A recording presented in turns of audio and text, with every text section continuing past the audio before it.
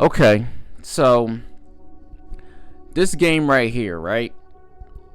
The San Antonio Spurs versus the Oklahoma City Thunder in the NBA Cup showed a lot of things. One, we know the Oklahoma City Thunder did lose that game, but what I really want to talk about is, did the San Antonio Spurs crack the code?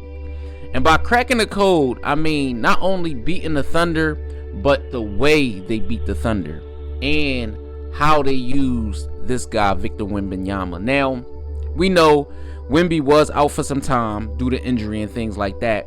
And an interesting thing that the Spurs decided to do in his first game back was to bring him off the bench.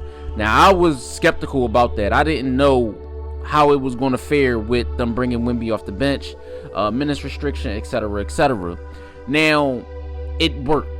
What I will say, it worked. Now, I don't know about going forward, but Wemby did say something to that effect after the game, saying, can he be, sixth man of the year and MVP possibly?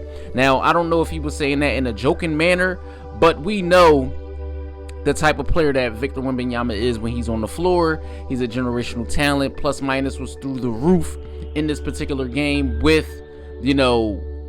those guys that was on the floor together. Now, what I will say about the Thunder, now I take nothing away from the Thunder and what they were, trying to do and did in that basketball game, but I think the Spurs match up very, very well with them 1 through 5.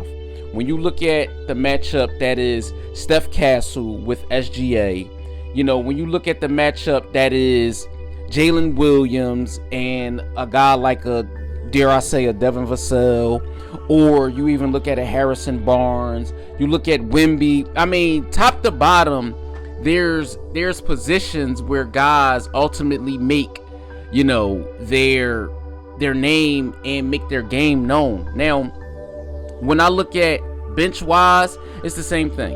I think top to bottom, both of these teams match up very well. SGA says something too after the game when he was asked about rivalry. He said maybe this could be, down the line or whatever. And I wouldn't be upset at a 7-game series between these two teams, honestly. Now, we do know the Spurs did win this game, and they are going to the finals in the NBA Cup to face the New York Knicks, and I'll get into that in a separate video. But I think they ultimately did crack the code. Now, I don't know if I would pick the Spurs to beat them 4 times in a 7-game series just because it is the Oklahoma City Thunder, last year's champion and things like that. But on paper, it's a heavyweight bout. On paper, it's a heavyweight bout, to say the least.